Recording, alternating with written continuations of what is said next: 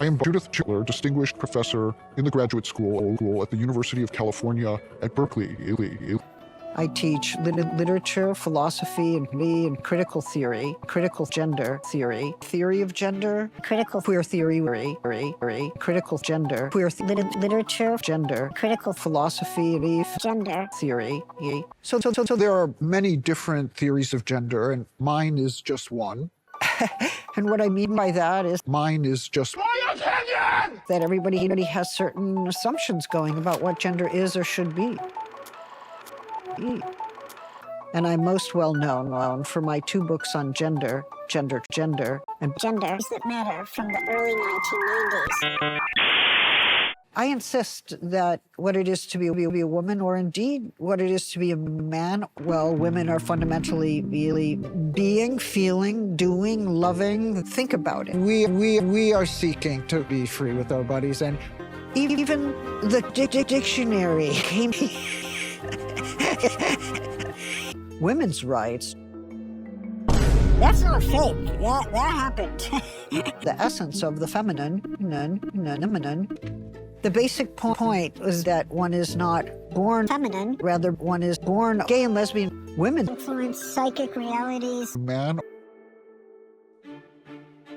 Now I'm less interested. When we talk about performative, we're talking about an act that makes something violent. There's an instability in that that's very frightening. When performative was first coined as a word, the philosopher J.L.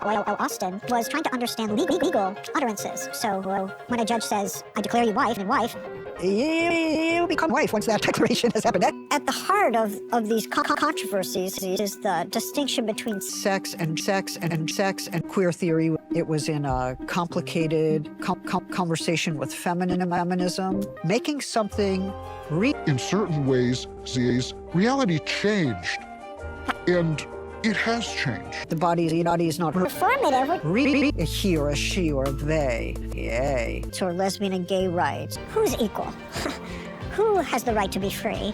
And how do we define justice?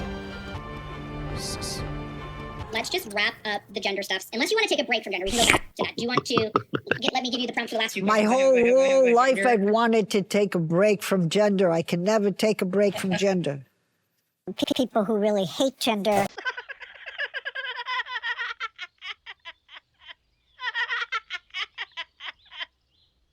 And now for something completely different.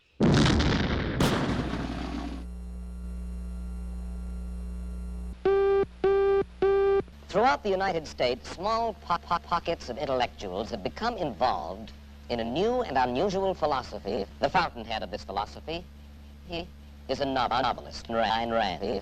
Whose 2 major works, The Fountainhead and Atlas Shrugged, have been bestsellers. First of all, I do not call it Randizism, and I don't like that name. I call it objectivism. All right. Meaning, based philosophy. My philosophy is based, reality exists as an objective absolute.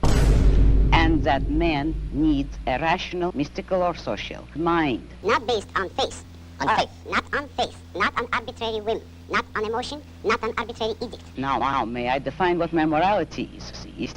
All right. Because this is merely an introduction. Rational, mystical, or social. Self-interest. Survival, man's life, that is what, in fact, makes man a sacrificial animal. Man must work for wife, concern himself with wife, love wife, rational morality. That is the role of man, the sacrificial object. All right. And now what is self-sacrifice? That man must sacrifice himself to love. May I interrupt now? No, one moment. Man's moral duty is to work, love, just justify his existence, to live for wife, and that he must not force wife. Man needs to serve wife. His highest moral purpose is the achievement of love. But that he cannot demand that others give up their lives to make him happy. Man, I consider it evil. I say that man is entitled. I would say that I don't like men, namely, I am challenging the base of all these man's institutions. I'm challenging the moral code of man's happiness. And self-sacrifice is the precept. He must achieve it himself, be responsible. I hold that man should not have self-esteem. May I interrupt now? You may. He loves his fellow man. What's wrong remember with loving thinking, your fellow man? Christ, every important moral leader in man's I'm history about has to taught beat us this bitch that we up. should love. Man, It is immoral if it is a love placed above one's Wife, It's more than immoral, it's impossible. work. Atlas shrugged. That's right. You are out to destroy almost every edifice in the contemporary American way of life. Our Judeo-Christian religion, our modified government-regulated capitalism, are ruled by the majority will. You scorn churches and the concept of God, and the concept of Man, Are these accurate criticisms? Yes, I agree. because Because when you are asked to love men indiscriminately, without any standard, to love them regardless of the fact of whether they have any value or virtue, it would mean, for instance, that a husband would tell his wife, I have no personal interest in you, but I am so selfish that I am marrying you just for your Love. isn't the essence of love that it is love above? Well, now, wait a minute. I love above self-interest. No. Oh, you misunderstood me. That is not how love should be treated. What would it mean to have a wife? What would it mean to have love above self-interest? Let me make it concrete for you. Any woman needs a rational Objectivism. for your own survival. You love only And then- those who deserve it. Man should, If he were moral, according to the conventional morality, he should correct his weaknesses or his flaws, and he may love people, not for what you do for them or what they do for you. Man must achieve virtue. Man has free will. If a man wants love, he certainly does not deserve it. He certainly is beyond. but he cannot expect the unearned, neither in love nor in money. But Neither in matter nor spirit. You live in our world and you recognize the fallibility of human beings. There are very few of us then in this world, by your standards, who are worthy of love. Unfortunately, yes, very few. Every business has to have its own terms and its own kind of currency. And in love, the currency is virtue. And that is all that my morality offers them. If they will... A way to make themselves worthy of love, although that's not the primary motive.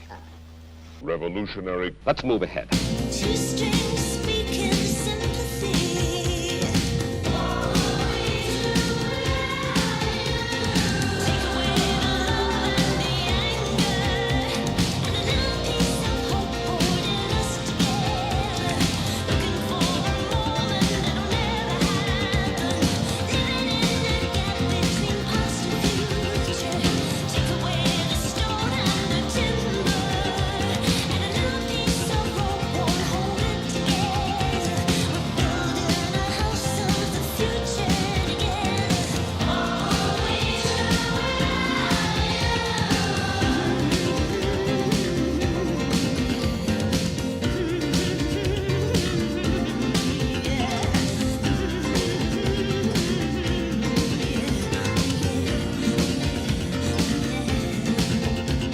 Germaine Greer has described it as the most feminist any feminist has yet. Feminist. I don't have omniscience.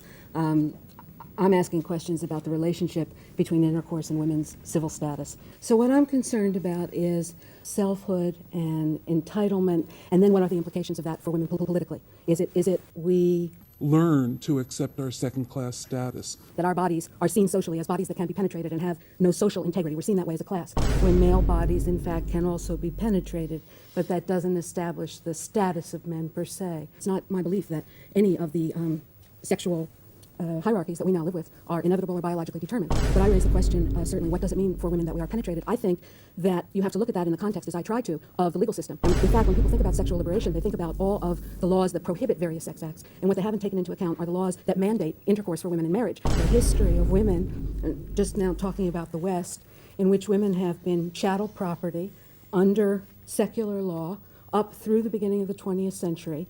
And marriage is a state-enforced right of the man to have intercourse with the woman. I'm saying that it's not a private act, that the society of two, that exists in order to have the act of intercourse is a society that's regulated by the state, that there's a social arrangement that's mandated by the state, and that has to do with making certain that women stay subservient to men. I don't have Aphrodite. Despite what they tell us these days, especially in American colleges, no man can create a woman. The image of the dominant woman or the existence of the dominant woman is simply part of how male supremacy works itself out on us.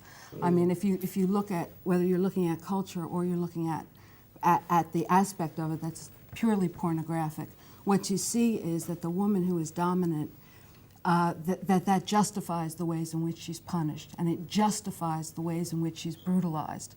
So that whether she's going to passively accept this punishment or whether she's going to be an active, dynamic person, the fact of the matter is that there's a justification for using her in a way that degrades her. Confront it.